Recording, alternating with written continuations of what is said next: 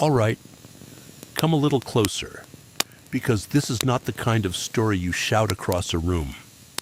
It's the kind you tell quietly, the way people talk about things that almost killed them. My name is Daniel Maseko. I was 36 years old when this happened, and at the time I had already spent nearly 12 years working as a forest ranger in the northern edge of Botswana's Chobe region. People often imagine that rangers spend their days peacefully watching animals, maybe snapping photographs like tourists. The truth is a lot less romantic. Most days are long, dusty patrols, checking water holes, tracking poachers, repairing fences, and learning to read the land the way a doctor reads an X-ray. You learn what broken branches mean, what silence means, what a single footprint can tell you about something that passed by hours before. And the most important lesson the bush teaches you is respect, especially for elephants. You see, elephants are not just big animals. They're intelligent, emotional, unpredictable creatures that can go from calm to furious faster than you can blink. Most of the time, they avoid humans. But if you surprise one, if you get between a mother and her calf, or if you meet a lone bull during musth, that's when things go wrong, very wrong. The day it happened started like 100 other patrol days. It was early morning, just after sunrise. The air still had that cool softness that disappears once the African sun starts climbing. I remember the smell of dry grass and dust floating in the air. Somewhere in the distance, a group of hornbills were calling, their strange hollow cries echoing through the trees. I was working alone that day, which wasn't unusual. The section I was assigned to patrol was a thick patch of mopane woodland, about 10 kilometers from the main ranger station. It wasn't tourist territory, too dense, too wild, mostly just winding animal paths, tangled brush, and tall termite mounds scattered like broken towers. My job was simple: walk a loop through the forest, check for snares or signs of poachers, and inspect a small water hole that animals used during the dry months. I had a radio, a small backpack, a machete, and an old .375 rifle slung across my shoulder. Not because we wanted to hurt animals, but because sometimes the bush forces you into decisions you don't want to make. The first few hours were peaceful. Sunlight slowly filtered through the mopane leaves above me, painting the ground in shifting gold patterns. Every step crunched softly on dry twigs and leaves. Occasionally I would stop, kneel down, and examine tracks in the dirt. Impala, warthog, a hyena that had passed through sometime during the night. Normal things, but around late morning, the bush started to feel different. Now this is something you only understand after spending years out there. The wilderness speaks in subtle ways. Sometimes the wind changes. Sometimes the birds stop calling. Sometimes the insects go quiet.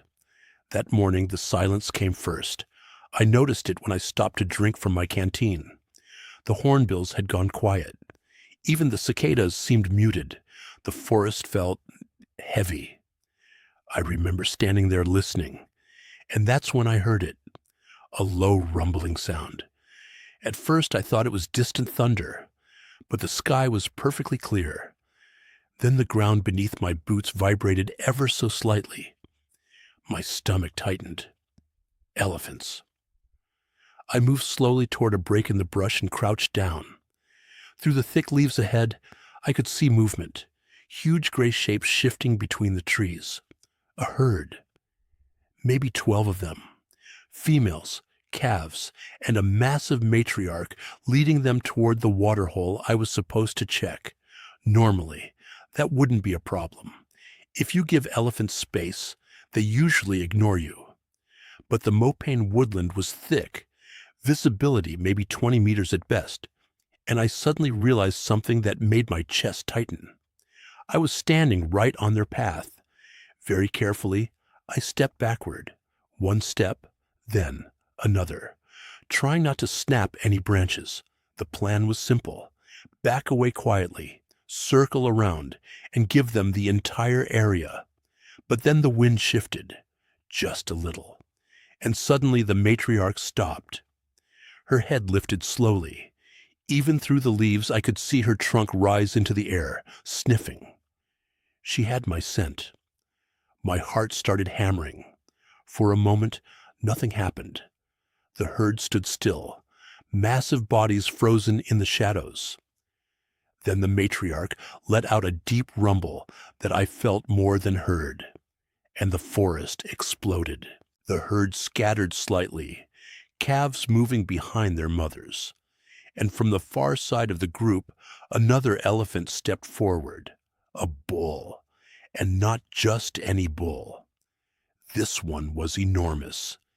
His tusks curved long and thick, and dark streaks of fluid ran down the sides of his face from his temporal glands. Musth. If you don't know what that means, let me explain something terrifying. When male elephants enter musth, their testosterone levels skyrocket. They become aggressive, unpredictable, and extremely dangerous. Rangers are taught to avoid them at all costs. Unfortunately, this one had already spotted me. He lifted his head and flared his ears wide. And then he trumpeted. The sound hit me like a shockwave. Every instinct in my body screamed run, but running from an elephant is complicated. They can reach speeds up to 40 kilometers per hour, faster than any human in thick bush.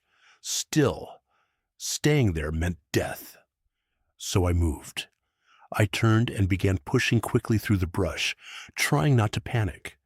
My boots pounded against the dry earth, branches whipping against my arms as I moved deeper into the trees. Behind me, I heard the first crashing sound. The bull had started running. If you've never heard an elephant charge through dense woodland, it's hard to describe. Imagine a bulldozer smashing through furniture, trees snapping, branches exploding, the ground shaking with every step. I glanced back once, and my blood ran cold. He was coming straight at me, ears out, trunk raised, dust flying behind him as he plowed through the mopane trees like they were grass. I pushed harder, lungs burning, but the terrain was uneven. Roots, rocks, fallen logs hidden under the leaves. One wrong step and I'd fall. The elephant's trumpeting grew louder. Closer. I knew I couldn't outrun him forever. So I started thinking. Years of ranger training kicked in through the panic. Elephants have weaknesses, not physical ones, but behavioral ones. Their vision isn't great.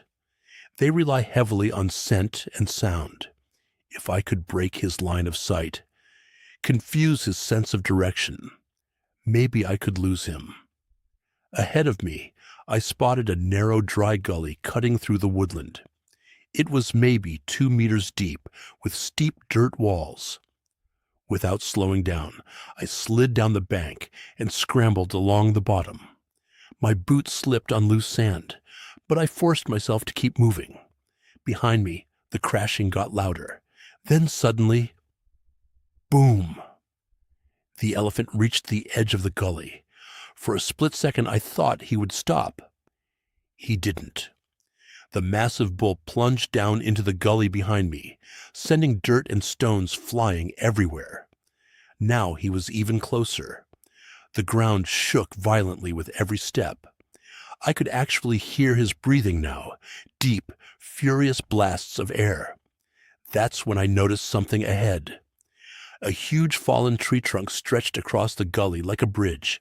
Beneath it, the gap was small, maybe a meter high. Too small for an elephant. I sprinted toward it. My lungs felt like fire. My legs screamed, but fear kept me moving. When I reached the trunk, I dropped flat and crawled under it, scraping my backpack and rifle against the bark. Then I rolled to the side and pressed myself against the dirt wall. Seconds later, the elephant reached the log. He slammed into it with terrifying force. The entire trunk shook. Dust rained down around me. The bull roared in anger, trying to force his way through, but the opening was too small. His tusk jammed against the wood. He pushed again and again, each impact sending vibrations through the ground. I held my breath, not daring to move, not daring to make a sound. For what felt like hours, but was probably only minutes, the elephant stayed there, raging and trumpeting, trying to reach me. Then slowly, the noise began to fade. Eventually, the crashing moved farther away. And finally, silence returned to the bush. I stayed hidden for nearly 20 minutes before I even dared to stand up. When I finally crawled out from under that log, my legs were shaking so badly I could barely walk. I made my way slowly back toward the ranger station, every sound in the forest making my heart jump. That night, sitting around the fire with the other rangers, someone asked why I looked like I'd seen a ghost.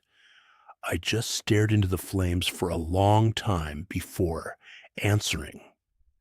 Because the truth is, when an elephant decides you shouldn't exist in its world anymore, you feel very small. And the lesson I carried away from that day is something every ranger learns eventually. Out there in the wilderness, you are never the master of anything. You're just a visitor.